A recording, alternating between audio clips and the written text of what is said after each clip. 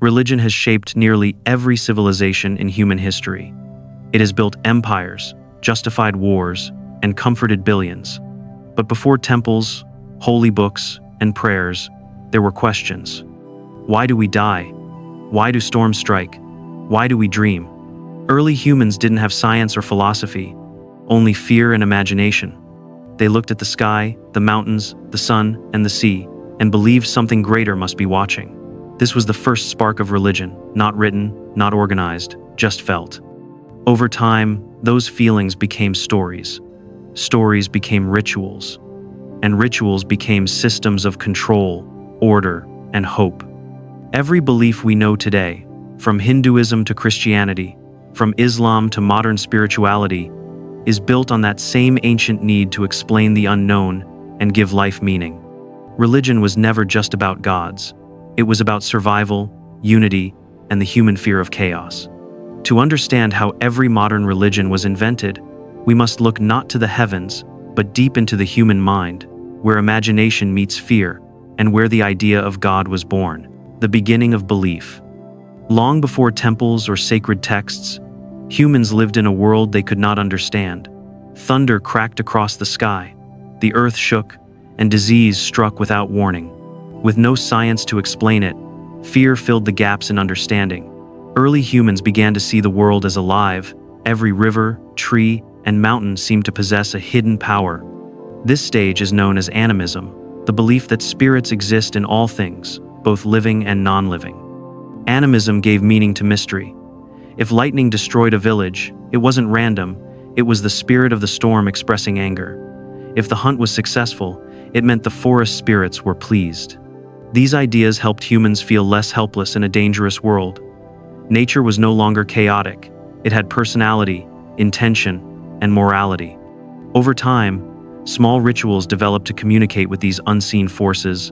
Offerings of food, carved symbols, or rhythmic dances meant to please the spirits. Those who claimed to interpret these powers, the shamans, became the earliest religious leaders. Their role was both healer and storyteller, guiding tribes through the invisible realm of spirits. What began as survival-based superstition slowly evolved into the foundation of organized belief. By turning fear into meaning and randomness into purpose, early humans didn't just explain their world, they created a system that gave them control, belonging, and moral structure. The first religions weren't born from divine revelation, but from the human mind's need to connect, understand, and survive. Hinduism, order out of chaos. In ancient India, life was unpredictable and often harsh. Floods could destroy crops, disease could wipe out families, and the cycles of nature felt uncontrollable. To make sense of this uncertainty, early societies turned to ritual. The Vedic priests, among the first organized spiritual authorities, created a system that linked human behavior to divine favor. Perform the correct chant, offer the right sacrifice, and the gods would respond with rain, fertility, or victory in battle. This belief gave people a sense of control in a world ruled by chance. But as civilization advanced, these early rituals began to evolve into deeper moral ideas. The concept of karma emerged, the belief that every action carries a consequence, not just in this life but in future ones. The cycle of birth, death, and rebirth, known as samsara, explained the mystery of suffering. A person's current misfortune wasn't random, but the result of choices made long before. This transformed religion from a collection of rituals into a moral framework. Over centuries, new stories, gods, and texts were added, from the Vedas to the Upanishads to the epic tales of the Mahabharata and Ramayana. Each layer reflected human attempts to understand reality and maintain harmony between chaos and order. Hinduism didn't center on one founder or doctrine. Instead, it adapted endlessly to fit the needs of its people. More than a religion, Hinduism became a cultural system, a flexible philosophy that kept society balanced through moral duty, community, and self-discipline. It offered purpose in suffering, structure in uncertainty, and hope in an ever-changing world. In the search for meaning, early humans didn't just create Hinduism, they created order itself, Judaism, the birth of one God. In the deserts of the ancient Near East, survival depended on unity. Harsh landscapes, scarce resources, and constant tribal conflict demanded strong group identity. Most neighboring peoples worshipped many gods, each tribe with its own local deities tied to rivers, storms, or harvests. But this diversity often caused division. When one god failed to deliver, followers could simply turn to another, weakening loyalty and social cohesion. The early Hebrews introduced a revolutionary idea: one God for one people. This concept, known as the covenant, was more than theology, it was a social contract. The people would obey a single divine law, and in return, their God would protect them. This simple but powerful invention united scattered tribes under a shared moral and spiritual framework. Through stories of patriarchs like Abraham and Moses, this monotheistic vision became deeply rooted in cultural identity. The Ten Commandments and the Torah offered structure, defining justice, ethics, and responsibility in everyday life. Loyalty to God meant loyalty to the group, and disobedience became not just a personal failure, but a threat to the nation's survival. When the Hebrews were conquered and exiled, their faith became their homeland. Without temples or armies, stories and scripture kept their identity alive. The belief in one all-powerful, moral God transformed suffering into purpose and endurance into sacred duty. Judaism's invention of monotheism reshaped human thought. It introduced the idea that morality comes from divine authority, not human kings. And it set the foundation for Christianity and Islam, faiths that would carry this single God idea across the world. What began as a strategy for tribal survival became one of the most influential moral revolutions in history: Buddhism, rebellion against belief. Around the 6th century BCE, India was a land defined by ritual, hierarchy, and endless cycles of rebirth. The Brahmin priests controlled religion, claiming only their chants and sacrifices could please the gods. For most people, spirituality meant obedience, not understanding. In this rigid world, a young prince named Siddhartha Gautama began to question everything. Surrounded by wealth, yet haunted by human suffering, he left his palace to seek truth beyond tradition. What he discovered would change spiritual thought forever. Through meditation and reflection, Siddhartha realized that suffering was not a punishment from gods, but a product of the mind. Desire, he concluded, was the root of pain. Our craving for pleasure, permanence, and control keeps us trapped in disappointment. When desire ends, peace begins. This insight became the foundation of Buddhism, a path not of worship, but of awareness. Its core teaching, the Four Noble Truths, explained suffering as a universal human condition and offered a practical way out through the Eightfold Path, a set of principles focused on mindfulness, compassion, and moral living. Unlike the religions before it, Buddhism did not depend on divine authority or sacred rituals. It was a rebellion against blind faith, a guide to inner freedom. Instead of saving souls through gods, it aimed to liberate minds through understanding. As Buddhism spread through Asia, it did so peacefully, carried by monks, merchants, and teachers rather than conquerors. Its simplicity and universality allowed it to adapt to every culture it touched. It taught that salvation was not a gift from heaven, but a realization within oneself. In a world ruled by dogma, Buddhism became the first great human philosophy, a religion of reason in an age of superstition. Christianity, hope for the oppressed. When Christianity first appeared in the Roman world, society was divided by class, wealth, and power. Emperors ruled through conquest, and the vast majority of people, slaves, laborers, and the poor, lived without hope of justice or freedom. Traditional Roman religion offered rituals to please the gods, but no promise of equality or redemption. In that landscape, the message of Christianity was revolutionary. It declared that all people, regardless of status, were equal before God.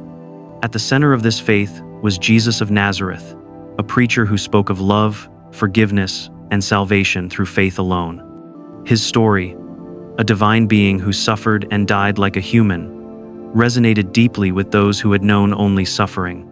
To a world ruled by emperors who demanded worship, the idea of a humble God who died for others was both radical and comforting. After Jesus' death, his followers spread his message through the same trade routes and communication systems that held the empire together. Letters, teachings, and stories of miracles moved faster than armies. What began as a small sect of persecuted believers soon grew into a network of underground communities bound by shared hope. Over time, that hope became power. When Emperor Constantine legalized Christianity in the 4th century, the religion of the oppressed transformed into the religion of the empire. Churches replaced temples, bishops gained political influence, and belief became law. Yet the emotional appeal remained the same. Suffering had meaning. Death was not the end, and even the lowest in society could inherit eternal life. Christianity turned despair into destiny, and for millions living under oppression, that promise was enough to change the world. Islam, unity through revelation. In 7th century Arabia, life was defined by division. Dozens of tribes competed for survival across a harsh desert landscape, fighting over water, trade routes, and honor. There was no central authority, no shared law, and no lasting peace. Loyalty was given only to one's tribe, and revenge often replaced justice. In that fractured world, the rise of Islam offered something unprecedented: unity through belief. According to Islamic tradition, a merchant named Muhammad began receiving revelations from God through the angel Gabriel. These messages called for the worship of one supreme deity, Allah, and demanded moral discipline, charity, and fairness among all people. The message was simple yet powerful. There was no tribe above another, no idol above truth, and no man beyond judgment. This vision of one God and one moral law gave Arabia something it had never known: shared purpose. The Quran, the collection of Muhammad's revelations, became not only a holy text, but also a constitution for life. It offered rules for justice, family, commerce, and war, turning spiritual ideals into a framework for civilization. As tribes united under Islam, faith became a force of both spiritual and political transformation. Within a century, the message spread far beyond Arabia, forming an empire that connected people from Spain to India under a single religious identity. At its core, Islam was not just a religion, but a system of order, a way to bind the many into one. It answered the human craving for belonging and authority, balancing personal faith with collective discipline. Like every religion before it, Islam rose from humanity's search for stability and chaos, and turned belief into the foundation of unity and power. Other faiths and modern adaptations. As human civilization spread across continents, new environments and cultures shaped new forms of belief, each one reflecting local needs, fears, and values, yet built on the same psychological foundation. In Japan, Shinto emerged as a faith that tied the nation's spirit to its emperors and natural world. Rather than moral commandments, it offered reverence for the kami, the invisible forces believed to inhabit rivers, mountains, and ancestors. Through ritual purity and respect for nature, Shinto preserved social harmony and national identity. In China, Taoism developed a different insight: that peace does not come from control, but from balance. The concept of the Tao, or the Way, taught that life flows best when humans align with the rhythms of nature rather than resist them. This belief replaced divine punishment with philosophical harmony, showing that religion could also serve as a manual for mental and emotional stability. Centuries later, in India's Punjab region, Sikhism arose during conflict between Hindus and Muslims. Its founder, Guru Nanak, rejected ritual and division, teaching instead that there is one God and that all people are equal. Sikhism blended spirituality with social justice, a bridge between rival faiths built on unity and fairness. And in the modern world, even as traditional religions lose followers, their psychological structure remains. Nationalism, celebrity culture, and capitalism all borrow the same formula: a moral story to believe in, rituals to practice, a sense of belonging, and a promise of transcendence. Whether through patriotism, fame, or wealth, humanity no longer needs temples to worship. We build them in brands, politics, and screens. The forms have changed, but the impulse is the same. We still seek meaning, connection, and something, or someone, greater than ourselves. Why we still believe. Humans didn't invent religion just once. We've been reinventing it for as long as we've existed. Every generation creates new versions of the same old idea, reshaped to fit its fears, hopes, and questions. Belief has never been about evidence. It's about emotion. It answers what logic cannot, the need for comfort, order, and purpose in an unpredictable world. When people lose loved ones, belief promises reunion. When life feels random, it offers a plan. When we face injustice, it assures us that someone, somewhere, will make it right. Religion, at its core, is a psychological survival tool, a story that turns chaos into meaning. Even those who reject organized faith often build new systems of belief in its place. Today, our gods wear different faces. Some worship progress, others technology, wealth, or fame. Politics has become moral theater. Brands have become symbols of identity. Social media gives us rituals of validation, prophets of influence, and congregations of followers. The language has changed, but the structure hasn't. There is still faith, belonging, and the promise of something greater. What this reveals is simple. Humans don't need gods to believe. We need belief itself. It is the architecture of meaning, the bridge between fear and understanding. We build it again and again because it fills the same emptiness our ancestors felt under the stars. The faces of our gods evolve, but the psychology that creates them remains eternal. We believe not because it's true, but because it makes existence bearable. Every religion, from the oldest carved into stone to the newest preached online, comes from the same source, the human mind. A mind both brilliant and afraid. A mind that gazed into the vastness of the universe and needed to believe that someone, or something, was looking back. We built gods to make sense of storms, to comfort us in death, to remind us that our lives matter in a world that often feels indifferent, and over time, those creations became sacred. They divided us, united us, guided us, and sometimes destroyed us, yet all of them began as reflections of ourselves.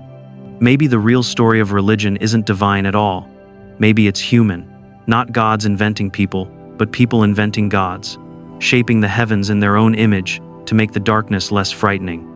And even now, in a world of science, data, and reason, we still look for meaning in patterns, power in symbols, and comfort in belief. Because, no matter how advanced we become, the same truth remains. We believe not because the universe demands it, but because loneliness does.